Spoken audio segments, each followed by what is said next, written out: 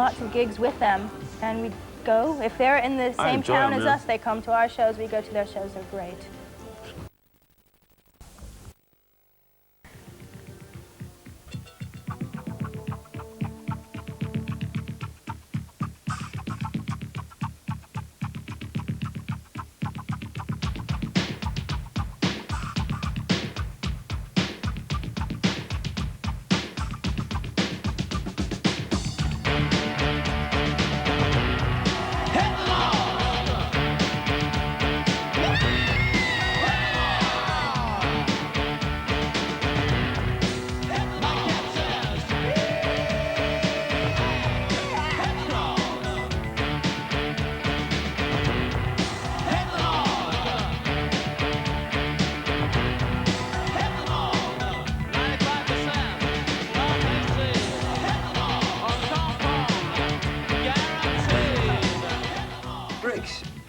You've got your own band, Adult Net. You're also a member of The Fall.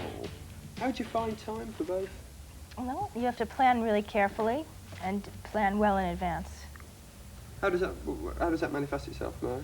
I mean, do you have a glorious 3-year plan? Me, no. I don't usually plan more than 4 months ahead. Never have. Why do you do Adult Net? I don't know, it's just, I don't know, I love doing it, you know. It's kind of like, you know, The Fall is one thing, and I love being in The Fall, and I think it's like the greatest band, and I love doing the music, but there's another part of me that is like screaming to release itself, and that's the Adult Net. I like to write my own songs and sing my own songs and do it myself, and it gives me a great sense of satisfaction, and I think, you know, it's pretty good music, and I think other people enjoy it. A bloke said to me yesterday, he said, you know, The Fall always strikes him as like 6 talented people almost like fighting against each other, you know, musically. And I said, yeah, that's probably why it's good, you know. But I mean, it's true that if you listen to a sound check, you just hear Brix and the drummer, it sounds great, you know, you could make a record out of it, you know what I mean, on its own. So are you in complete control of the Adult Net when you're Todd? Yes. Whereas the Fall is more of a collective? No, I think The Fall is more under Mark's control, really. Do you rule with an iron thumb? No, I think he's, I just think in all groups it's better to have one spokesman and one, you know, I've seen too many groups go down in the name of democracy, you know. And, you know, I think I've got the right to do it because, you know, I care about The Fall, I don't care about, you know, if you get group members who want something, it's usually out of selfish reasons, you know. How about compromises then, like signing to a, I mean, you're an independent band, aren't you? Signing to a major. Well, semi-major. Would you sign to someone like CBS and become an out-and-out pop group? I've never seen any difference. I've never been a great upholder of independent labels, even though I've just formed one. I mean, I always think it was an independent band. I mean, in the way we are, you know, like us outside everything else. Well, who are the Adult Net signed to? Well, we're just leaving Beggar's Banquet and signing to Phonogram. So you're going with the major? Yes. Now, is that important for a pop group, then?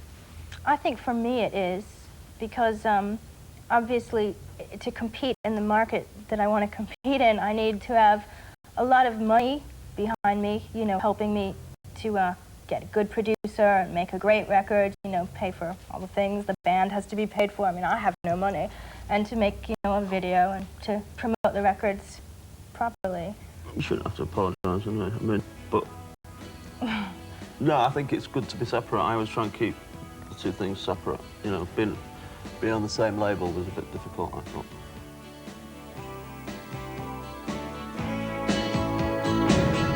Waking up in the sun to find that the day is undone. Waking up in the sun. Waking up in the sun. I grip the sand in my teeth. I feel the heat in the beach.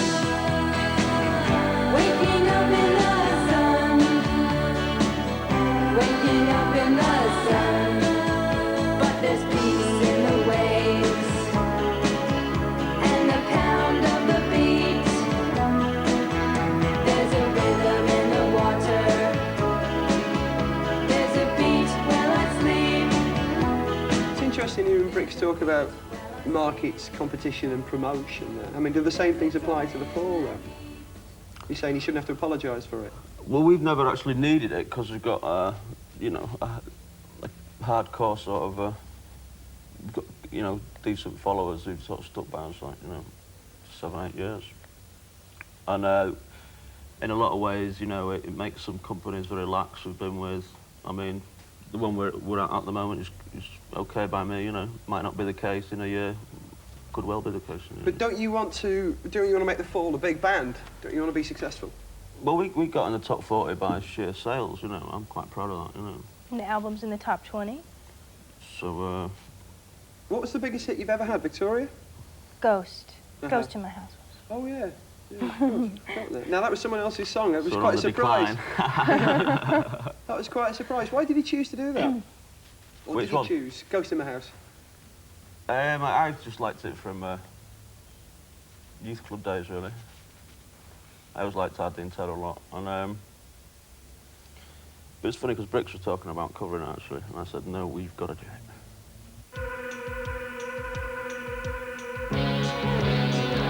Ghost in my house. Ghost of your memory. Ghost of the love that was touching me.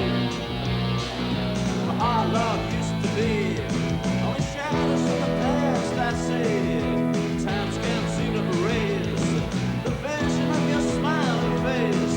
The dead flowers I sent thee. I can't get over ye. This ghost in my house. I can't hide. But the ghost of love resides. Keeps on haunting me. Just keeps on calling me. Down in my teacup, I see your face looking up. Sitting in my easy chair, I feel your fingers run through my hair. Though far apart, your spectre's in my heart. It's a ghost in my house, I can't hide. The ghost of love that's inside keeps on haunting me. Still just a part of me.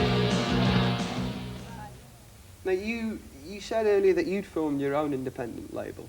Yeah. What's all that about? Well, a lot of the fall stuff from like 80 to 83 is reverted back to me. Because I never used to sign a lot of contracts when we started out, I didn't believe in them. And I get a lot of letters for old fall stuff, obviously, as the band grows, you know, there's people getting ripped off, charged, you know, 20 quid for a single and all that stuff. And also, I mean, I thought, well, if I'm doing it, I might as well, because I tend to get a lot of quite good cassettes sent me in the past. I mean, even like groups from 80, 81 who never, it seems to me a lot of the time, the best groups get hardly anywhere, you know. I think the Fall's always been very lucky. You know why it seems to be the groups with organisation, and of course, you know, good luck to them, but the ones with the biggest mouth, not necessarily the best talent, you know. So I'm looking for eccentrics, really. I've found loads of them. But and we're also going to have a sort of a in-house band, you know, because we've got 6 great musicians and that, you know, 5, sorry. And, How's things in Manchester these days? Bands, I mean, since the Smiths' demise, New Order are a huge band these days. How do you view those people? I think it's, but I was amazed at the tapes from Manchester I got, you know, like 70% of them were really high quality. And they were very young kids as well, which I thought I was surprised, you know, because I've always been sent cassettes and a lot of it's dross, you know. But what about the older Mancunians?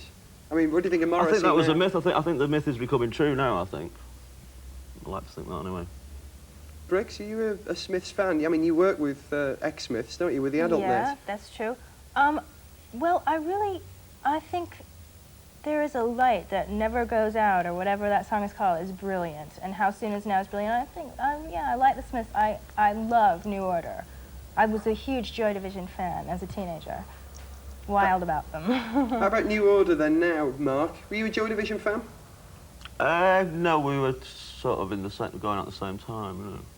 How do you And think... we were always very, very isolated in those days as well. We wouldn't mix with anybody, you know. Finally, would you go to, the two of you, would you go to a New Order gig now or buy a New Order record? We've done lots of gigs with them, and we go. If they're in the same enjoy town them, as yeah. us, they come to our shows, we go to their shows, they're great. It's like a big happy family. It is.